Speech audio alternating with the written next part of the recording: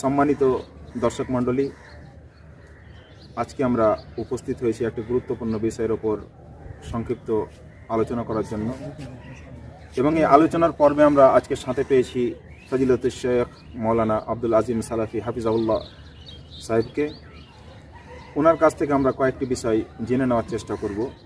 শেখ, প্রথমে আপনাকে একটা প্রশ্ন করি যে আয়াতটি আমরা তেলাওয়াত করলাম কোরআন মাজিদ থেকে, সূরা ফুসিলাতের আয়াত, যেখানে আল্লাহ সুবহানাহু ওয়া তাআলা বলছেন ওয়ামান আহসানু কাওলাম মিম্মান দাআ ইলাল্লাহ ওয়া আমিলা সালিহান ওয়া ক্বালা ইন্নানি মিনাল মুসলিমিন। সেই ব্যক্তির চেয়ে উত্তম কে হতে পারে যে মানুষকে আল্লাহর পথে আহ্বান করে এবং ওয়া আমিলা সালিহা, যে নেক আমল করে, আর ওয়া ক্বালা ইন্নানি মিনাল মুসলিমিন, যে নিজেকে বলে আমি মুসলিম।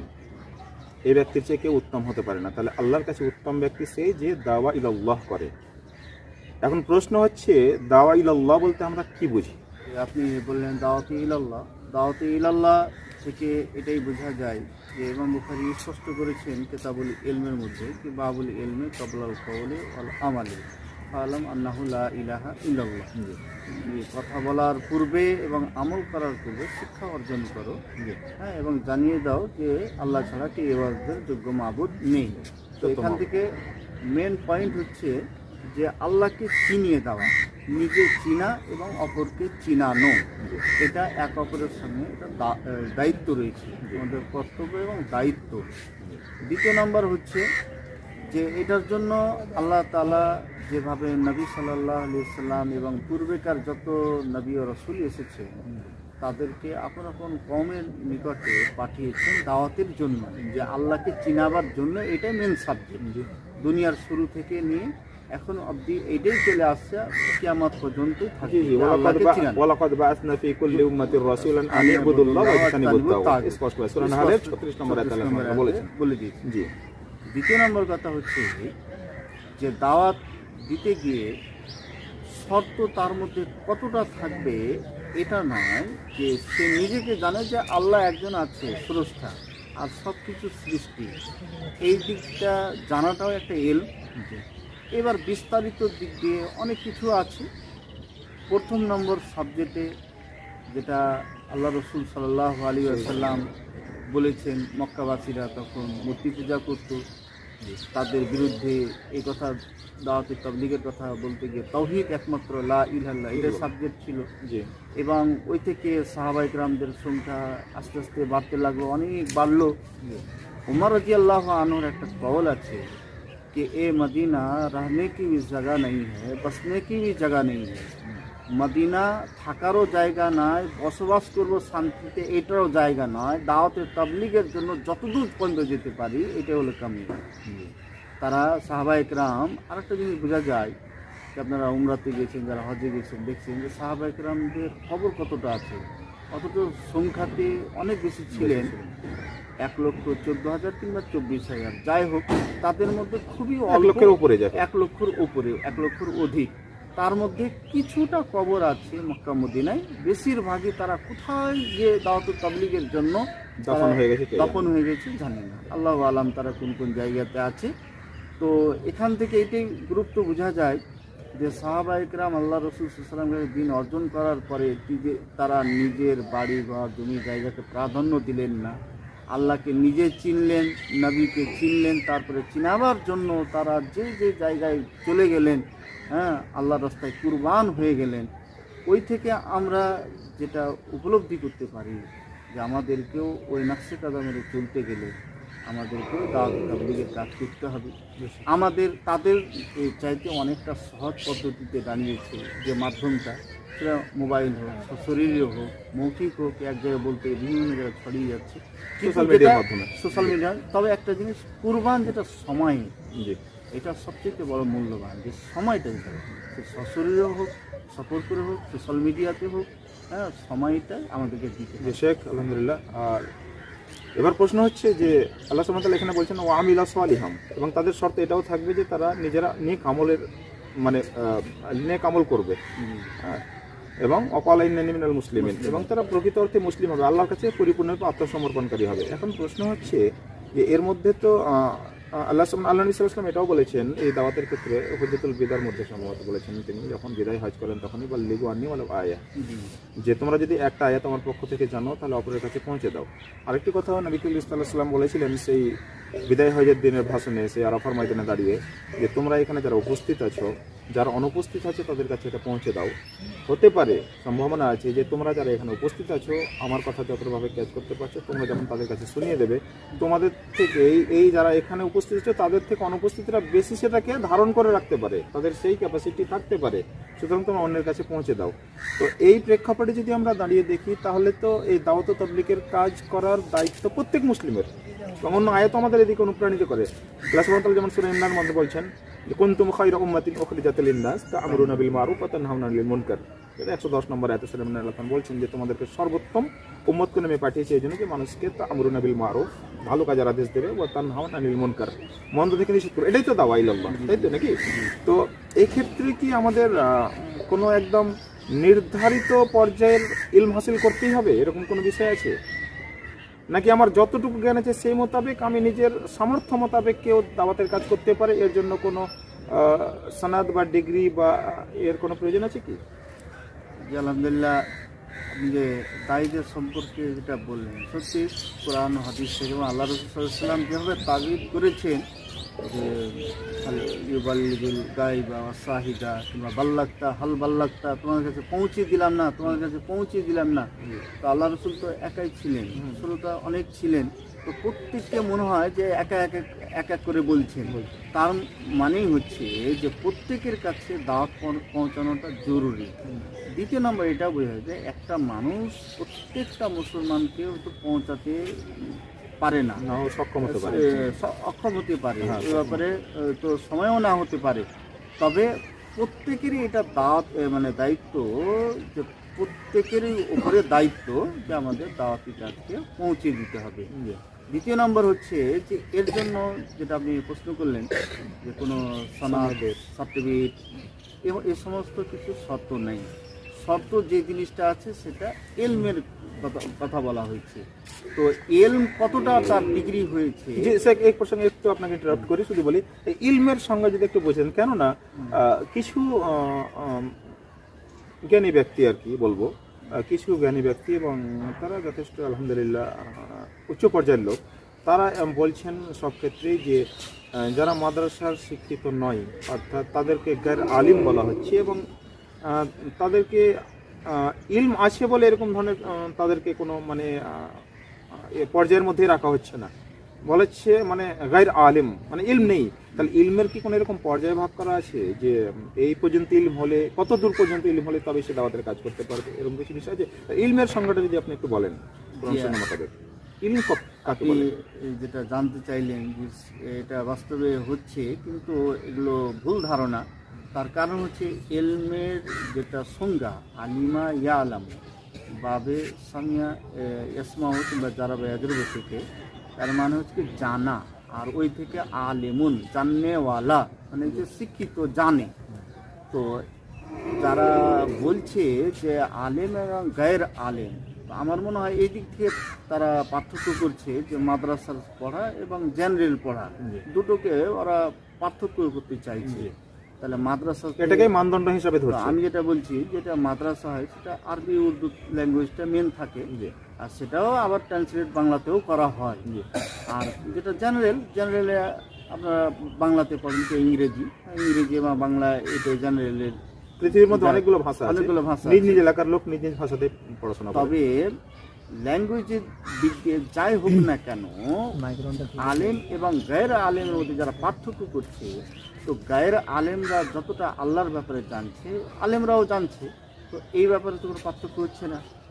উনি যতটা জানেন যে মেন সাবজেক্ট যে আল্লাহ ব্যতিরিক্ত ইবাদতের যোগ্য মাবুদ নেই, তো এটা বাংলায় তর্জমা হলো, আরবিতে হলো লা ইলাহা ইল্লাল্লাহ, তো বিষয়টা তো একই থাকলো, বিষয় একই থাকলো, এবং উভয়ের জন্য একই এল।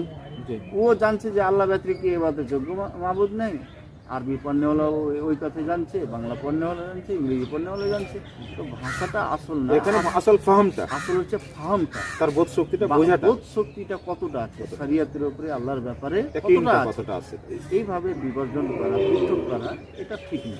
শেখ জাযাকাল্লাহ খান, আরেকটা এখানে জিজ্ঞেস করবো আপনাকে, এবং এই সূত্র ধরেই যেটা বলা হচ্ছে যে গায়ের আলিমদের কোনো হক নেই। এবার এখানে আরেকটা জিনিস পার্থক্য হচ্ছে, এবার প্রত্যেককেই একই ক্যাটাগরিতে, এবার অনেক এখন বর্তমান যুগে আমরা দেখতে পাচ্ছি বিভিন্ন প্রেক্ষাপট অনুযায়ী বিভিন্ন জন দাওয়াতের কাজে বিভিন্নভাবে অংশগ্রহণ করছে, এবং দাওয়াতের ক্ষেত্রেও অনেকগুলো ডিভিশনস আছে, এক একজনের ক্যাটাগরি আছে, লেভেল আছে। তো মাশাআল্লাহ অনেক জেনারেল ব্যক্তিকে আমরা দেখছি যে কিছু বিষয়ের উপর আলোকপাত করছেন, আলোচনা করছেন, এবং তাদের আলোচনাটা আলহামদুলিল্লাহ ফলপ্রসূ হচ্ছে সমাজের বুকে।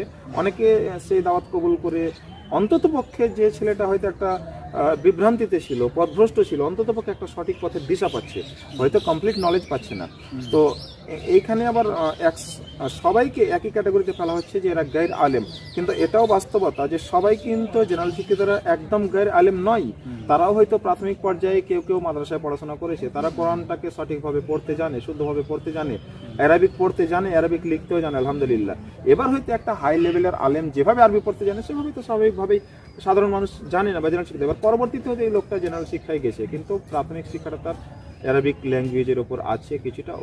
একজন আলেম যেমন আমাদের দেশীয় কথা বলছি, তারাও তো কি সম্পূর্ণ আরবিতে পড়েন, আরবি পড়ার পর উর্দুতে ট্রান্সলেশন করেন, তারপরে সেটাকে বোঝান মানুষকে, আর নিজ নিজ এলাকায় গিয়ে নিজ নিজ ভাষাতে বোঝান। তাহলে একজন জেনারেল শিক্ষিত ছেলে যে হয়তো প্রাথমিক পর্যায়ে মাদ্রাসায় পড়াশোনা করেছে, কোরআনটাকে শুদ্ধভাবে পড়তে জানে, এবং সেও কিন্তু ওই বড় আলেমগুলোর তর্জমা দেখে, ইংলিশ দেখে হোক কিংবা বাংলা দেখে হোক, আর কিছু নিজের ভাষাতে হোক, হিন্দি দেখে হোক, সে দাওয়াতের কাজ করছে এবং নিজের পরিসরের মধ্যে থেকে কোনো ফাতোয়া ফরাইজ মাসলা মাসাইলের মধ্যে যাচ্ছে না। তাহলে এক্ষেত্রে কি কোনো বাধা আছে বা এই ক্ষেত্রে কি কোনো সমস্যা আছে যদি তার দ্বারা আল্লাহ কিছু কাজ নেন দিনের?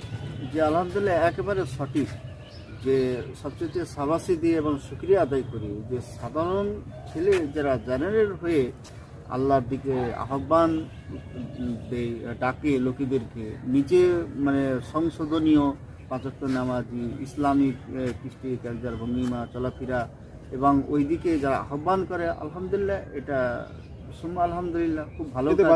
এত বাধার কোনো কথা নাই। আর মন্তব্য করাটাও এটা ঠিক নয়, এটা মূর্খামি হবে। যেহেতু এটা আমি প্রত্যেককে তো সবাই চেনে না যে কোন ক্যাটাগরিতে পড়াশোনা করেছে কি করেনি, আর সবাইকে এক ক্যাটাগরিতে ফেলে দেওয়া, এরকম যদি মন্তব্য কার মধ্যে থাকে কোনো আলেমের মধ্যে, তো আমি ডাইরেক্ট ওদেরকে জাহেল বলবো না, তবে একটু বোঝা দরকার যে জামানা জাহিলিয়াতের যে বাধা দিয়েছিল আল্লাহ রসুল সাহাবীদেরকে, তাদের মধ্যে একটা জিনিসই দাঁড়িয়েছিল যে তারা এই ধরনের লোকগুলো কেন এরকম কথা বলবে, মানে একটা হিংসার মতন টান এসেছিল। হ্যাঁ, তো ওটা তো একরকম জাহেলদের মতো সেফারটা চলে যাচ্ছে। এদিক থেকে এই সব মন্তব্য থেকে বাঁচা অবশ্যই দরকার, এবং উৎসাহিত করা উচিত যে তাদের মধ্যে আরও উৎসাহিত হোক, ইসলামকে আরও মানে জানুক, কোরআন হাদিস তাফসীর যে। আর দ্বিতীয় নম্বর হচ্ছে যে সৌদি আরবে আমরা শুনেছি যে দাওয়াতে ইলাল্লাহর যে একটা সেন্টার আছে, ওখানে বিভিন্ন ভাষার আলেমরা থাকেন এবং ট্রান্সলেট হয়। তো ইবনে বাজ আল্লাহ তাকে জান্নাতবাসী করুক, উনি প্রয়োজন মনে করলেন প্রত্যেক দেশের আলেমদেরকে নিয়ে এসে এবং সৌদি সরকারের মাথাহাতে ওদের খরচে যে বিভিন্ন তফসিরগুলো করা হলো, বাংলাতে, ইংরেজিতে, হিন্দিতে, তেলেগুতে, এটা প্রয়োজন কী ছিল তাকে জানিয়ে দেওয়া, এবং দাওয়াটাই ছিল আসল উদ্দেশ্য। ভাষাটাকে তিনি প্রাধান্য দিয়েছেন যে ফাহাম হাসিল করুক, আল্লাহকে চিনুক। জি, এই যে এখন একটা প্রশ্ন আমাদের মনে যাচ্ছে, অনেকে বলছেন যে আরবি পড়েনি, আরবি জানে না, সে আবার কোরআন হাদিসের কি বুঝবে? তাহলে এখানে আমার একটা প্রশ্ন হচ্ছে যে সমস্ত জেনারেল কিছু পার্সন যারা দাওয়াতের কাজ করছেন তাদেরকে আমরা দেখছি নিজের ভাষার মধ্যে দাওয়াতের কাজ করলেও তারা যে বইগুলো তারা পড়াশোনা করছেন সেগুলো তো বড় আলেমদেরই লেখা বই, বড় আলেমরাই লিখেছেন। তাহলে ওনারা তো আরবি বুঝেই লিখেছেন, এবং যে নিজের ভাষাটাও বুঝেন, হয়তো বাংলা ভাষাই বলছি, একজন বড় আলেম তিনি আরবিটাও ভালো বোঝেন, বাংলাটাও ভালো বোঝেন, সুতরাং তিনি আরবি থেকে বাংলা ট্রান্সলেশন করে লিখেছেন। এবার যারা জেনারেল শিক্ষিত ছেলে ওই বাংলা বইটা পড়েই হয়তো কিছু দাওয়াতের কাজ করছেন বা কিছু লোককে বোঝাচ্ছেন, তো উনি তো আবার বাংলার গ্রামারটা ঠিকঠাক বোঝেন, তাহলে যিনি আলেমটা লিখেছেন উনি তো সঠিকভাবে লিখেছেন আলহামদুলিল্লাহ আমাদের জ্ঞান মতে। মোকাম্মল তো কেউ একদম পরিপূর্ণ নিখুঁত হতে পারে না, এটা তো আমরা কখনোই দাবি করতে পারি না, কিন্তু ওনার জ্ঞান মতে যথেষ্ট সুন্দরভাবে লিখেছেন এবং ওই বইটা পড়ে হয়তো কোনো ব্যক্তি পরিবর্তন হয়ে এবং দাওয়াতের কাজে করলো, এতে সমস্যা থাকার কোনো প্রশ্নই ওঠে না। তাহলে আর আরেকটা প্রশ্ন হচ্ছে এখানে যে এখানে এরকম বলে দেওয়া হচ্ছে কোনো একটা হাদিসকে কোট করে, ধরেন যে এরকম ধরনের কাজ যদি কোনো গैर আলিম করে আর সে যদি ঠিক কথাও বলে তাহলে সে জাহান্নামী নয় বলে এরকমও কথা বলে দেওয়া হচ্ছে, কেননা তার এখতিয়ারই নেই এই জায়গায় কাজ করার। এটা আপনি কিভাবে দেখছেন এত বড় কথা? এরকম ধরনের জি, ওই ধরনের মানুষ মাত্র কিছু ভুল হতে পারে, হয়তো তার মধ্যে কিছু ভুল আছে। তবে হ্যাঁ, এক্ষেত্রে আমি এটাও বলবো যে যারা জেনারেল লোক হয়তো দাওয়াতি কাজ করছেন, ফিকের জায়গাটা একটা আলাদা জায়গা আছে, মসলা মাসালে, তো এগুলোর জন্য তো এক্সপার্ট, তো সব আলেমও তো ওই যোগ্যতা রাখেন না, এটা তো বাস্তব কথা। সব আলেম কি ফাকিহ? না, সব আলেম কি মুস্তাহিদ? নেই, সব আলেম কি মুফতি? না। জি না। তাহলে এই ক্যাটাগরিটা তো শুধু জেনারেলদের সাথে লাগিয়ে দেওয়া হবে কেন এটা একটা?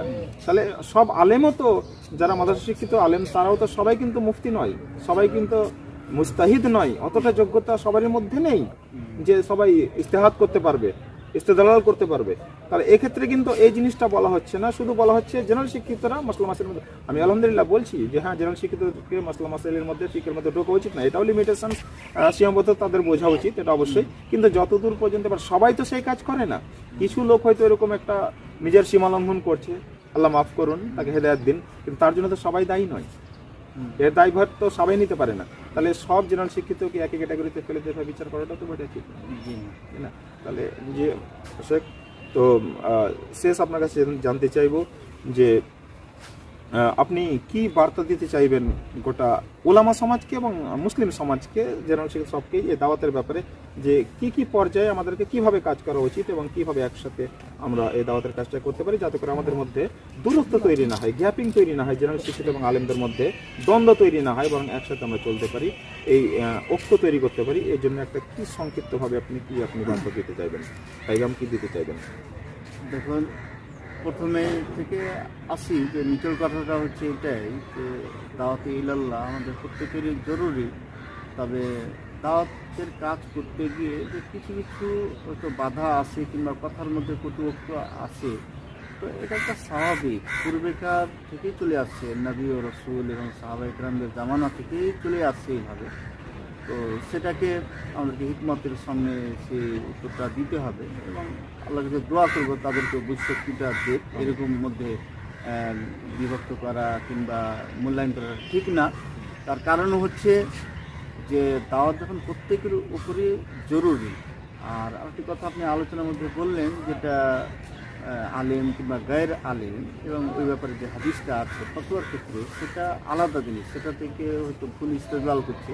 হাদিসটা এরকম না, হাদিসটা হচ্ছে যারা হুকামা এবং রোহামা রব্বানিউন, যারা ইসলামের রাহাবার, ড্রাইভার, হ্যাঁ, বড় বড় মুফতি, যেরকম ইবনে বাজ রহমতুল্লাহ আলাইহি, আল্লাহ জান্নাতবাসী করে, এরকম বড় বড় যারা মুফতি আছেন, হাফিজুল হাজার আসকালানি, মুহাদ্দিস কিরামরা, ওদের পরিশ্রম, যারা 24 ঘন্টা ইলমে হাদিস, ইলমে তাফসীরে জড়িত ছিলেন, তাদের ক্ষেত্রেই এটা সামঞ্জস্য হবে।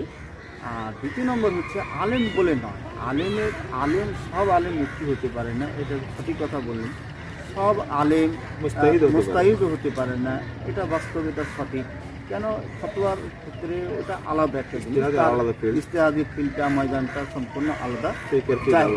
আমাদেরকে সবাইকে দাওয়াতের ফিল্ডে যে কাজটা করা সেটা জরুরি এবং প্রত্যেকে আমরা চেষ্টা করব যে কোরআন হাদিসকে যেভাবে স্টাডি করা।